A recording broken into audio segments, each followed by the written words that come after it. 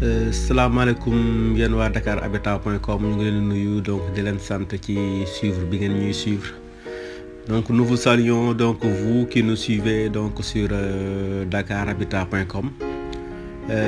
bile passé dañ defoon un cadre général c'est-à-dire que expliquer dañu lu bëri mais dañ koy expliquer dans le cadre général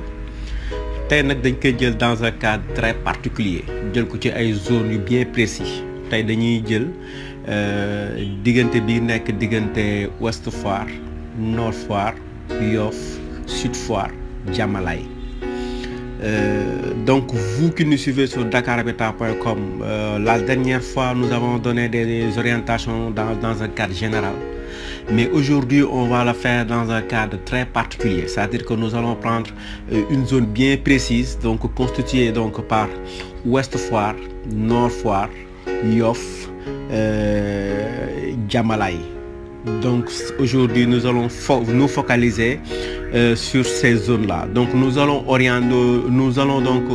vous guider par rapport à vos recherches de biens immobiliers constitués donc par un terrain,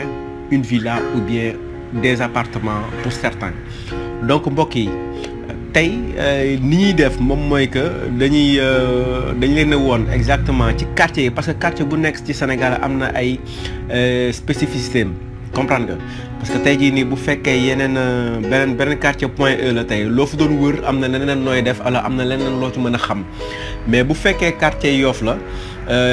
Ouest Foire Nord Foire Diamalaye li ñuy njëkk a xool ñëpp xam nañ ne terrain wala kër wala lu mu mënti doon lu jëm ci wàllu immobilier li ci gën a am solo moom mooy këyit bi donc li ngeen war a xam moom mooy que déjà di ngeen dégg ñu naan APEXI ci Yoff boo déggee APEXI moom APEXI këyit la boo xamante ne du titre foncier du bàyyi mais këyit la boo xamante ne mën nañ ci sukkandiku pour jënd kër ndaxte ay këyit yu vraiment yu leer la benn association la bu nekk Yoff donc boo xamante ne tey boo demee foofu ils sont très bien organisés kër bu fa nekk xam nañ kër gi kan moo ko moom terrain bu nekk am na ci benn tur bi mu ne exactement pas exactement mais quand même mën nañ leen jox beaucoup de crédit ndaxte foofu moom du am coow voilà ñoom xam nañ exactement ban terrain kan moo ko moom. Voilà mais du titre foncier te du bàyyi donc c'est pas quelque chose qui est enregistré donc ci impôt domaine ba mën a génne bàyyi comprendre nga mais quand même ay kayit yu leer la kayit yu valable la voilà léegi nag boo génnee ci côté fii déjà donc ñu ngi leen woon fii moom mooy benn site la boo xamante ne sorwul géej bi comme par exemple fu mel nii boo fa romb déjà indication bi ngay njëkk a jot moom mooy que di nga gis nu mu tuddee di nga gis yenn kër yi nga xamante ne kii nañ ko ñu nga fa donc ñoo xamante ne di nga gis ñu ngi tabax mais ñu def seen autorisation de construire autorisation de construire bu nekk day am numéro de titre foncier bi. donc tey aussi c'est important booy dem di jënd ji kër wala terrain nga xool foo xamante ne booy wër rek déjà construction yi mën nga xool parce que normalement booy tabax kër sa autorisation de construire dafa war a leer ku romb dafa ko war a mën a gis boo xool ci autorisation de construire bi di nga xam ne fii ndax nit mën na fi jënd wala mënu fi jënd comprendre nga boo xoolee autorisation de construire bi en bonne et due forme ñu gis ne def ci numéro titre foncier di nga am yaakaar ne fii kat vraiment fu am solo la fii war naa ci mën a jënd te du ma ci am benn problème donc pour vous orienter donc là donc on est dans une partie de Yoff donc ici vous voyez donc c'est pas loin de la mer mais vous voyez des constructions et ce qui est très tangible c'est que vous voyez donc sur certaines constructions donc vous voyez comme le tableau que vous apercevez donc l'autorisation de construire avec le numéro du titre foncier donc au moins là vous savez que c'est un site en bonne et due forme léegi ñu jëm ci wàllu prix yi donc Yoff en général prix day tourner autour de bu fekkee prix wu terrain la day tourner autour de 45 millions mais li may wax rek moom mooy que 45 millions yi du ma ne lépp 45 millions lay jaay dina am yoo xamante ne dina jar plus wala moins lépp dafay défendre donc dafay dépendre ci exactement ci ban quartier la nekk ak positionnement bi fu mu ne nii partie bi ma leen won nii donc ñu ngi nekk ci côté prolongement VDN bi donc boo jógee côté Cambérène di continuer ci VDN bi donc ñu ngi nii ci prolongement VDN bi donc accessibilité bi moom bon c'est parfait voilà léegi bu ñu continuer ku nekk booy def sa kii booy def sa projet ñaar ngay xool soit da ngay tabax pour dëkk wala da ngay tabax pour louer donc selon ñaar yëpp dafa am neneen noo ci mën doxee. Donc pour revenir à ce qui ne parle pas notre wolof national, donc là il faut bien comprendre les prix parce que dans cette zone,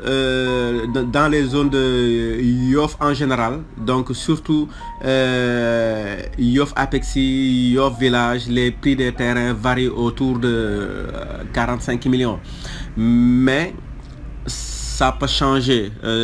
ça peut évoluer. Comme par exemple, vous pouvez facilement trouver aussi un autre terrain, donc facilement dans les 50 millions. Voilà. Maintenant, depuis Yoff jusqu'à Ouest Foire et Nord Foire, les prix vont un peu varier. Et les prix là vont orienter les gens donc par rapport à la location, surtout à ceux qui veulent faire des investissements locatifs. Je vous donne des exemples bien précis, comme par exemple à Yoff, pour un simple studio, vous êtes déjà à 150 000. Mais si vous êtes à Sud Foire par exemple, pour un studio, vous êtes dans les 175 000. Et même à Yoff, on peut trouver un bon studio à 130 000, 140 000. Donc, pour les deux chambres salon, en général, c'est entre 175 000 et 225 000. Voilà. Donc, je donne des prix en général. Donc, en ce qui concerne la location meublée, nous savons nettement qu'aujourd'hui, la location meublée, ça peut facilement passer très facilement du simple au double. Tout simplement. Je vous donne un exemple qui est bien précis. Pour un studio dans cette zone, vous pouvez donc l'avoir à 12 000 francs la nuitée. Donc chaque nuit, c'est 12 000 francs. Or que si vous faites la location d'un studio vide, vous pouvez l'avoir vers les 130 000, maximum 150. Or, si nous considérons les 12 000 francs par nuitée, pendant 30 jours, ça fait 360 000. Vous voyez que ça plus que le prix a plus que doublé. Il y a beaucoup de personnes que ça étonne, donc qui se disent pourquoi aujourd'hui la location meublée va facilement passer du simple au double. Il ne faut pas oublier que dans ces cas, en ce qui concerne la location meublée, il y a des paramètres à prendre en compte. Donc déjà, il y a le Wi-Fi qu'il faut prendre en charge. Il y a l'électricité qu'il faut prendre en charge et l'eau encore. Mais dans plusieurs cas, l'orientation générale, donc, c'est de mettre des compteurs à carte et de laisser aux soins, donc au client de recharger lui-même, ou bien dans certains cas donc lui faire un forfait, et si le forfait est fini, c'est lui qui doit racheter donc son électricité. Donc dañ leen doon expliquer rek donc pour ñi bëgg a def ñi nga xamante ne ñoom ñoo bëgg a def yenn kii yenn kii investissement kii pour location meublée yi fii nag fi ñu taxaw nii ñu ngi nekk gis ngeen ci kanam ni ñu ngi fi gis ay xeer comprendre nga lii lu ñu tegoon la ci ay kër bu leen mukk di fàtte ne dafa am benn service bu nekk Dakar bi ñu naan Descos ñoo xamante ni dañuy def seen liggéey bu baax tey jii bu fekkee da ngay tabax ñoom ñooy la direction de surveillance du sol donc de direction de la sécurité et de la surveillance du sol donc boo ñëwee ñoom ñooy xool fi nga tabax ndax war nga fa tabax wala war a fa tabax war nga fa tabax nag war a fa tabax dafa am ay paramètres yoo xamante ne ci loolu lay tegu d'abord bu fekkee fi nga dëkk nit mën na faa dëkk war na fa mën a dëkk c'est-à-dire que am na sites yoo xamante ne du pour fu nit war a mën a dëkk donc tey boo bëggee ñoo tabax fa da nga yàq sa xaalis rek comprendre nga parce que Descos bu ñëwee aussi dina la woon ne fii du pour dëkk. léegi leneen aussi am na des fois nga am sa terrain boo xamante ne 150 mètres carrés la au lieu nga tabax sa 150 mètres carrés bi jël 150 mètres carrés bi boole ci 100 mètres carrés boo xamante ne ci mbedd mi la bokk dugal ko sa kër ba pare tabax ko loolu tamit su boobaa bu amee Descos bu ñëwee dina wax ak yow kooku moom c'est sûr et certain. donc loolu benn parenthèse la rek mais ñun li ñuy gën a orienté wu tey moom mooy par rapport à investissement bi tey boo bëggee def investissement donc un investissement réellement ci kii bi zone bi voilà léegi pour ñëwaat encore pour revenir encore donc à nos amis donc qui ne parlent pas wolof donc pour les papiers nous allons aborder une question qui nous revient très souvent donc il s'agit de les mutations directes. Nombreux sont ceux qui m'ont sollicité directement pour me dire que on leur propose donc des mutations directes pour voir si c'est réellement quelque chose de sûr ou pas. Donc pour dire vrai, comme j'ai eu à le dire donc dernièrement, les meilleurs papiers pour des terrains ce sont les titres fonciers ou bien des bails. Mais comme j'ai toujours dit,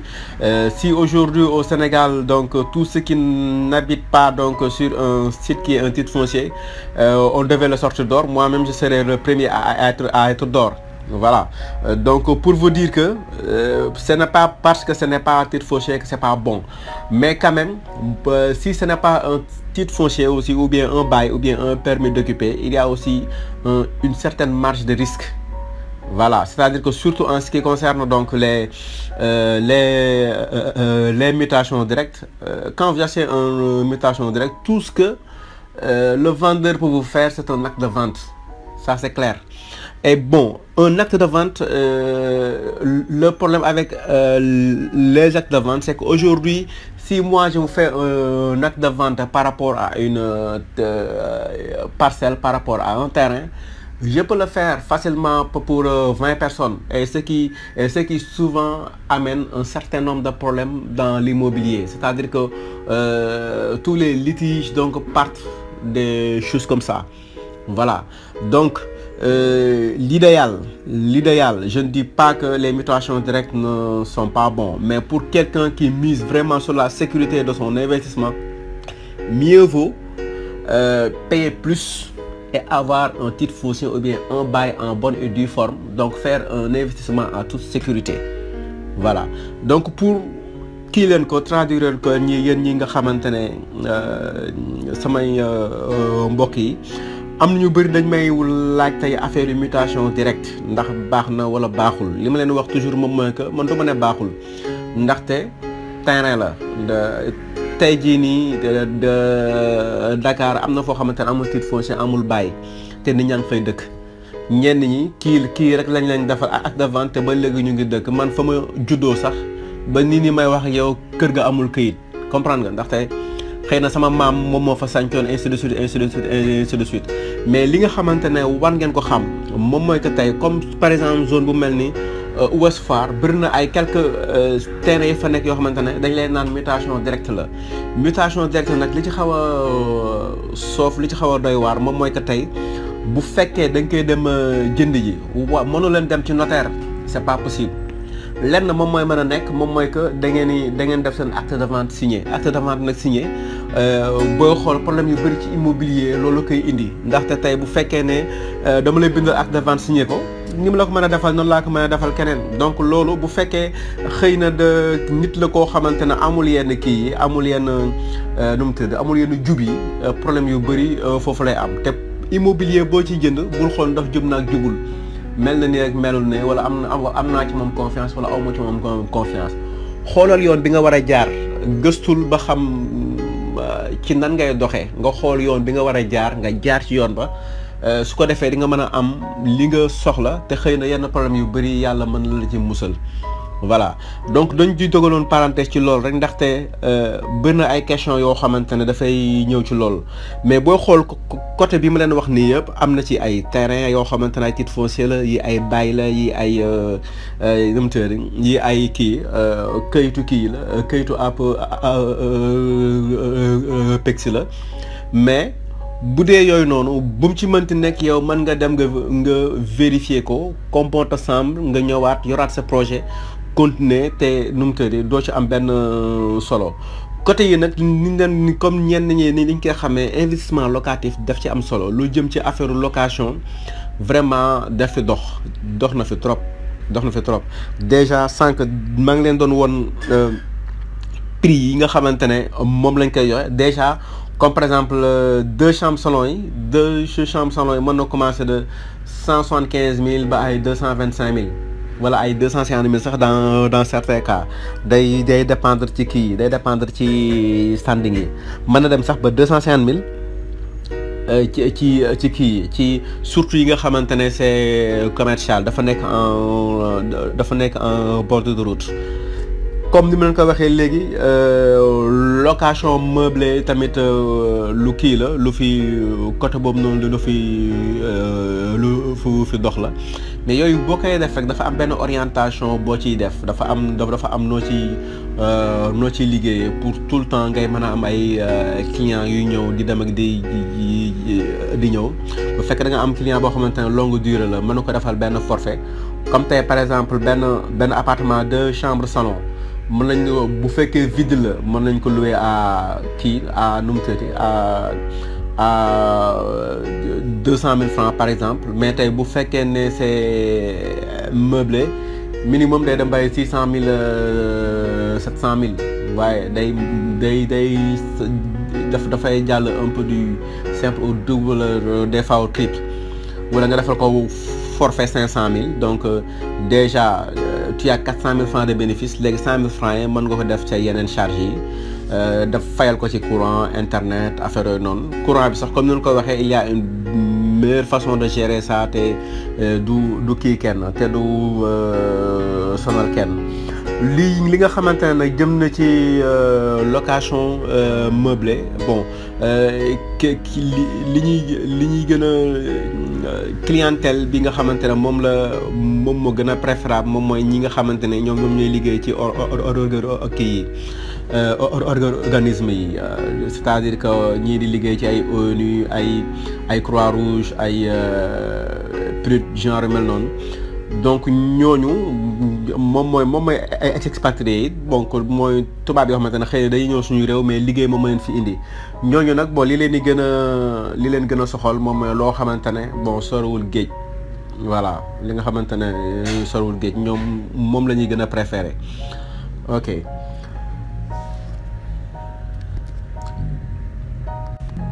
donc ñu delluwaat donc nu mu tëri jaaraat ci beneen cadre moom mooy kii nu mu tëri pour ñi nga xamante ne xëy na mënuñu jënd terrain mais xëy na appartement moom moo leen gënal côté Yoff bon am na ay côté zone ma lay wax ni bëri na ay appartement yoo xamante ne daf fay jaay bon les prix nag sont variés les prix vraiment c'est varié à partir de 35 millions peut-être pour yenn yi le standing ne sera pas la même am na ci yoo xamante ne day jar ba 65 voilà yoo xamante ne 65 yenn yi 70 standing bi da ci jouer ak aussi nu mu tëri vieillesse su kii bi vieillesse su kër gi ndaxte tey bu fekkee kër gu màgget la c'est pas la même chose bu fekkee ne kër gu bees la mais appartement yooyu noonu boo koy jënd vraiment jënd ko ci kër goo xamante ne vraiment kër gu bees la mieux vaut man li may gën a conseiller nit ñi sax jënd ko instant bi nga xamante ne pareegul ñu bëri dañu naan bul jënd sur plan mais appartement boo ko jënd nga jënd ko sur plan moom moo gën ndaxte boo ko jënd sur plan ça veut dire que pareegul donc am nga opportunité xool tabax bi xool nu mu nan lañ koy tabaxee donc pour nga mën a xam ndax li ngay jënd nii solide na ou pas comprendre nga tandis que tey bu fekkee da nga ñëw fekk lu pare parce que depuis xaw ma un certain temps nga ñëw dafay xaw a doy waar voilà donc pour l'instant fii la ñu mën a yem ak yéen li ñu xëy na li ñuy bëgg a wax yëpp duñ ko mën dañuy jéem a résumer rek voilà bëri na nag ay sujets yoo xamante ne da ngeen ma koy laaj mais bon man ngeen ma def toujours ay message donc à nu mu tudd ay message lu ngeen bëgg a laaj ngeen laaj ñu ko après ñun ñu xool nan lañ ciy tontoo.